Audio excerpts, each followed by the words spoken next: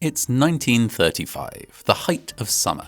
You're driving along a quiet road in Long Island, New York in your old-timey automobile, when up ahead on the road you spot 35 monkeys, plus one more in the ditch at the side of the road. Given that your old-timey car has the approximate braking power of a Flintstones cave-mobile, you have a very tough split-second decision to make. Do you stay the course and plough into 35 monkeys, or crank the steering wheel, change course, risk your life plunging into a ditch, but only take out one monkey? This rather unexpected trolley problem-esque dilemma was a real problem encountered by a real motorist in real 1930s Long Island. You'll find out what he chose a little later on, but the real question is, why all the monkeys? And the answer is a stunningly entertaining little caper from the annals of history. This is the story of the 1935 Long Island Rhesus monkey escape.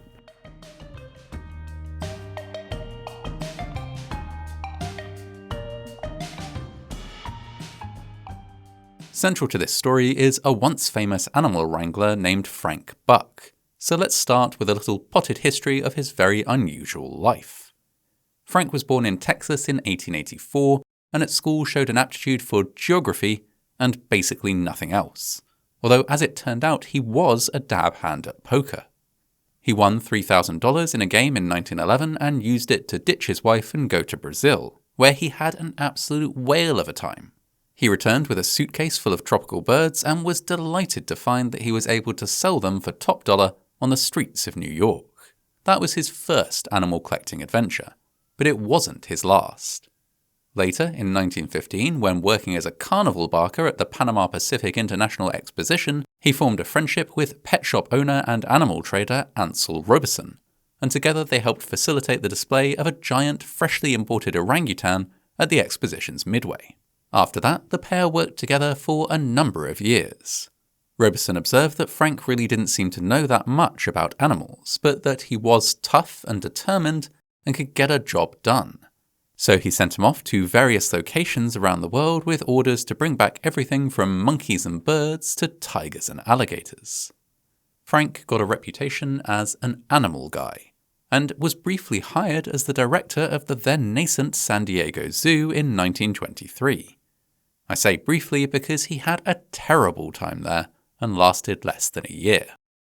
Highlights included him buying pricey new nameplates for all the animal enclosures, but spelling the names of the animals wrong.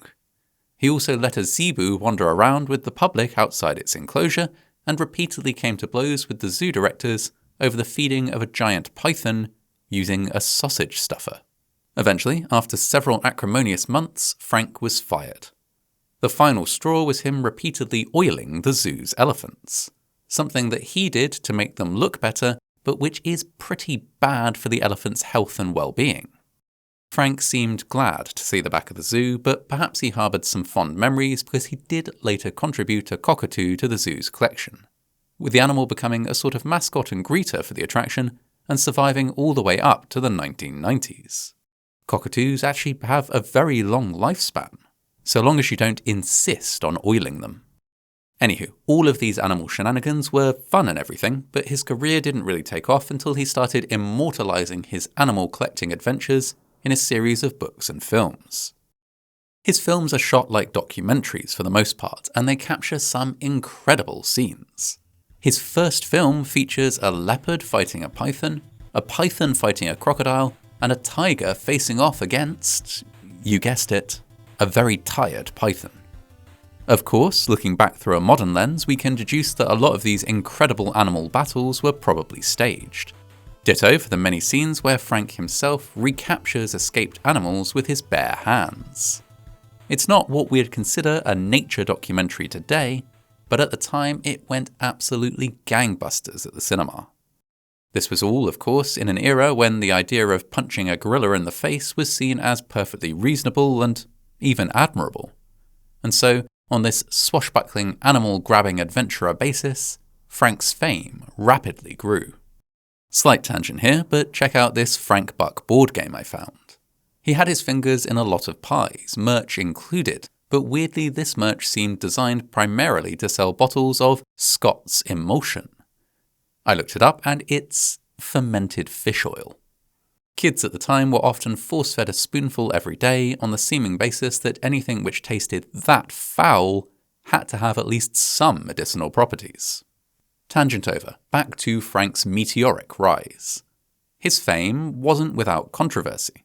Even at the time, people questioned his credentials and wondered how much of what he showed on film or wrote about in his books was actually real.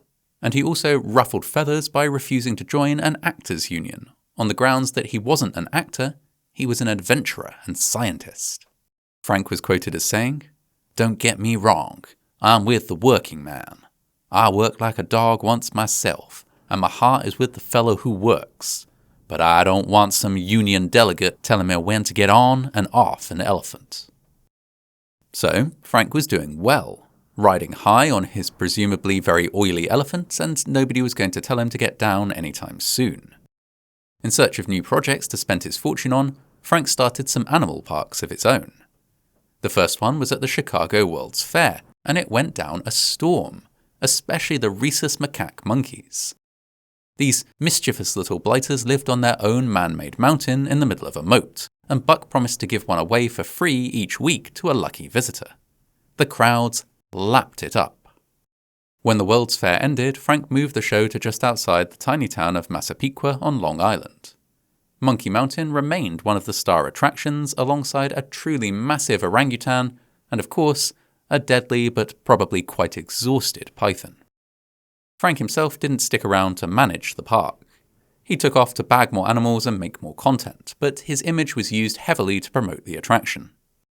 Indeed, the staff were asked to dress just like him and cultivate a similar moustache to his. Thus, when young Frank Buck fans approached, they could pretend to be him, even handing out a pre-printed autograph card to members of the Frank Buck Junior Adventurers Club. Some people loved the Jungle Camp Animal Park, and some people thought it a cheap and depressing sideshow. But it operated smoothly for the first year, if you ignore some guy getting his arm ripped off by a lion, and another one getting almost crushed by a python, and Frank himself almost getting trampled by a horse. But apart from that, smooth sailing for the first year. 1 year after opening, though, in 1935, it all kicked off at Frank Buck's Jungle Camp. The monkeys on Monkey Mountain were kept contained by a nice wide moat. Whenever a keeper needed to go into the enclosure to feed or clean out, they'd simply lay down a plank across this moat, stroll across, and then haul in the plank behind them until it was time to leave. On the 21st of August 1935, however, a keeper who had stepped inside to give the monkeys a scrub forgot one very important part of this procedure. He left the plank in place. And monkeys being monkeys, a large whack of the population of Monkey Mountain seized the opportunity and made a break for freedom. You have to understand that there were a lot of monkeys on Monkey Mountain. Around 500, in fact. This was perfectly on brand. Frank Buck traded in bulk when it came to macaques. Indeed, when he offered them for sale, he priced them in lots of 100. This wasn't some little pet shop operation, he had monkeys in bulk. And so when they escaped in rather eye-watering numbers. Best guess? 172 monkeys got out before the keeper noticed their error. Now, one escaped monkey is trouble. 172 escaped monkeys is an absolute plague. Chaos ensued. Monkeys swarmed local roads, causing one driver to swerve and crash his car into a ditch, killing one unfortunate monkey but sparing the 30 or so that were languishing around in the middle of the freeway. Phew. Elsewhere, firefighters had to break out their ladders to try and retrieve angry monkeys from the top of flagpoles and the canopies of trees. They were, alas, too late to rescue 2 macaques who clambered up an electrical pylon and fried themselves, plunging a nearby town into a 30-minute blackout. Elsewhere, monkeys swarmed a construction site and chased away a group of around 100 labourers, stealing their lunches, grabbing their tools, and sending them running from the area. They also flagged down a train and sat in front of it until the crew had the bright idea to throw them some bananas from their lunch pails, a bribe which finally got them off the tracks. The papers went wild with the story. Monkeys are funny at the best of times, and this was a particularly juicy monkey-related story. Blow-by-blow accounts of their antics were published across the nation, and the news only kept getting newsier as details emerged. One such detail: as the crisis continued, the park offered a reward for each monkey returned, which led to a lot of people cashing in by handing in their own pet monkeys. Apparently, these were a common pet at the time, and apparently they were also not particularly loved. The reward was only $10. Other enterprising souls resorted to some fiendish tactics to try and capture themselves a bounty. Hunters took to leaving out whiskey in the hopes that the monkeys would find it and drink it, and that a drunk monkey would be easier to catch. Maybe that's true, because little by monkey, the escapees were whittled down from 172 to just a few dozen. By this stage, one monkey in particular had been identified as the group leader. He was nicknamed Capone, after famous gangster Al Capone, who had died a few years earlier and so wasn't likely to be annoyed about having a monkey named after him. Capone led the remaining group the monkey Capone. He led the remaining group in a lot of their shenanigans, and seemed to be helping them evade capture. While some of your more basic monkeys could be baited with sweet potatoes or banana, Capone, ironically, could not be bribed. He and a core group of 4 females remained on the run for weeks. The upshot of all this chaos was basically a big win for the park. It got tons of press coverage, national attention, and Frank Buck got to heroically jet back into town to supervise the retrieval effort, making him look like a proper competent animal guy, even though all he really did was give soundbites to the press. While ostensibly an accident, the Long Island Rhesus monkey escape swiftly became a beloved part of Long Island history, cementing the park's place in the country's collective memory. Now, knowing Frank Buck, you might wonder, was it all a scam? Did he know full well that a monkey escape would make headlines and set the whole thing up? Well, possibly. The only person who might be able to say for certain is Frank himself. But alas, he passed away in 1950. The jungle camp persisted for a while, but has since been replaced with a mall. The world has moved on. It's no longer considered jolly good fun to absolutely bladder a gorilla in the face.